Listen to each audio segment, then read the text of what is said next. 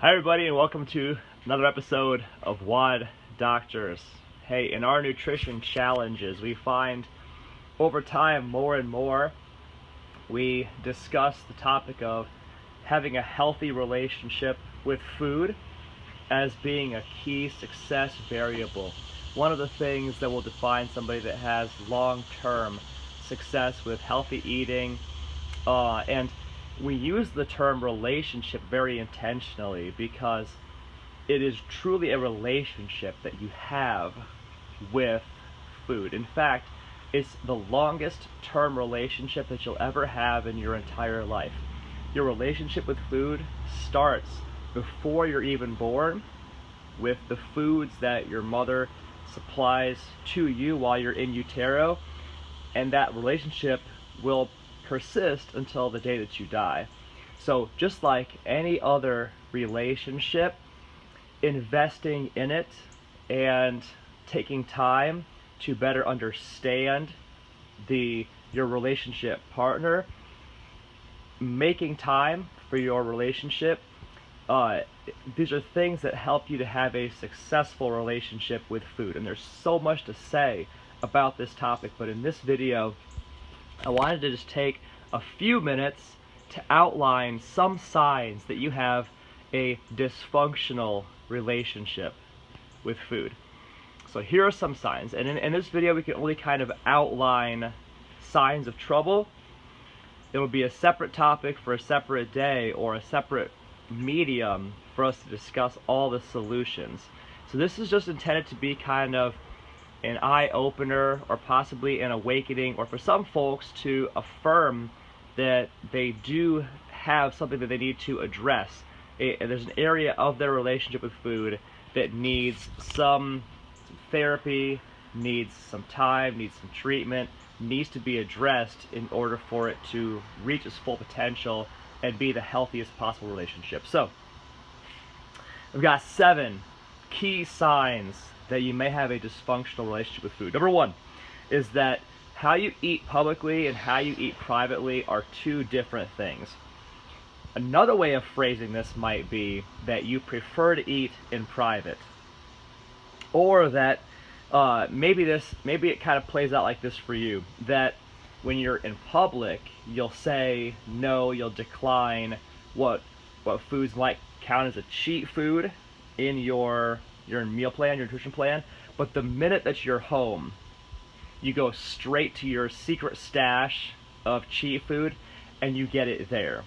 If there's a difference between how you act publicly and privately, there is probably some incongruence between your heart, your mind, what you know you should be doing, and then what you actually do, and you're discomforted with that difference or distinction publicly. So that's one sign of trouble. Number 2 is that food guilt or embarrassment is like this nagging feeling, this nagging sensation inside of you on a regular basis.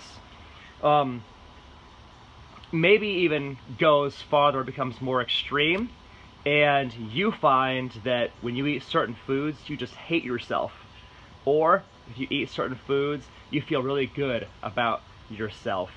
Especially if you're hanging out with the former and you're finding that you eat certain foods and you just feel guilty about it for a long time. You feel like you deserve a punishment, or that you don't like yourself after you have certain foods.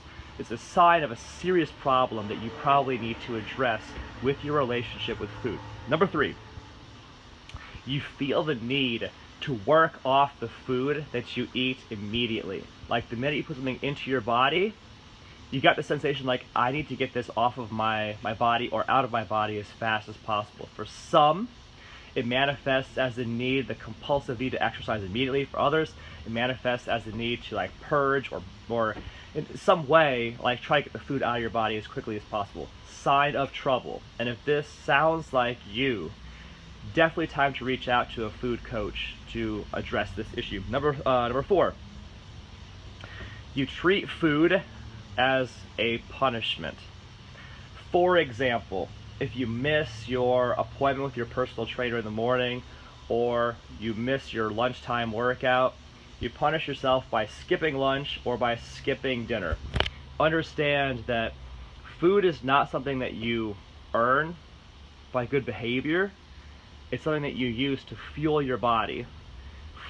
Food is a means of supplying, energizing, fueling a healthy body and amazing life.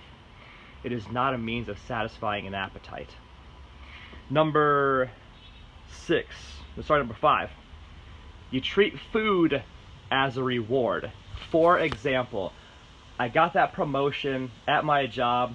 Let's celebrate, and I'm going to have that cheap food that I know I'll hate myself after I have it, but I want to reward myself for a job well done. Or, I went to the gym 4 times this week, therefore I have earned some kind of off-plan food. Food is not a reward. You are not a dog, you are not a seal, and you should not give yourself food as some kind of reward for good behavior. This too is a dysfunctional relationship with food that you need to watch out for. Once again, it's a healthier perspective to think that food is fuel for an amazing energy, for an amazing life. It's not a way of satisfying an appetite. Let's see. Number 6. You don't even realize that you're binging on food until the bag is empty, or the box is empty, or the pot is empty, or whatever. So this happens. A lot of people compulsively eat, like they're doing some other activity, like they're watching television, or they're out with friends and they've got a bag of potato chips, or they've got a 6-pack of beer or whatever with them, and next thing they know, they look over and the bag is empty, or the 6-pack is empty, and they don't even realize that they had consumed that food all the way through. It's a sign of impending disordered eating, as a lot of these things are.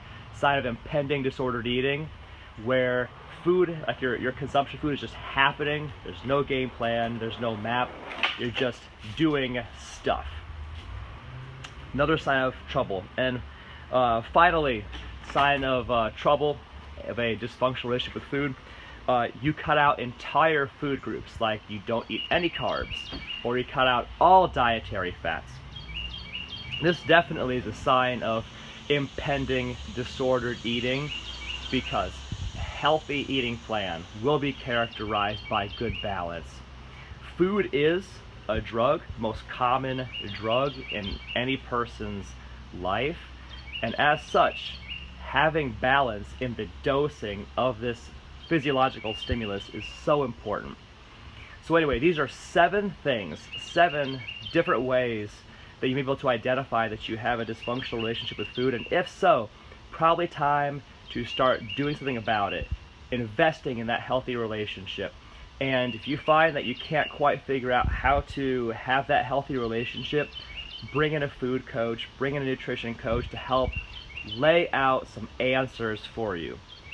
Sometimes the best thing you can do is bring in professional help that can help get you around the troubles and difficulties you've had in the past. Anyway, Coach G here, another episode of WAD Doctors. I hope this has been enlightening for you and helped you to identify things that could cause you trouble in the future, so you can take action now. Be proactive, be amazing. Love you guys. See you later.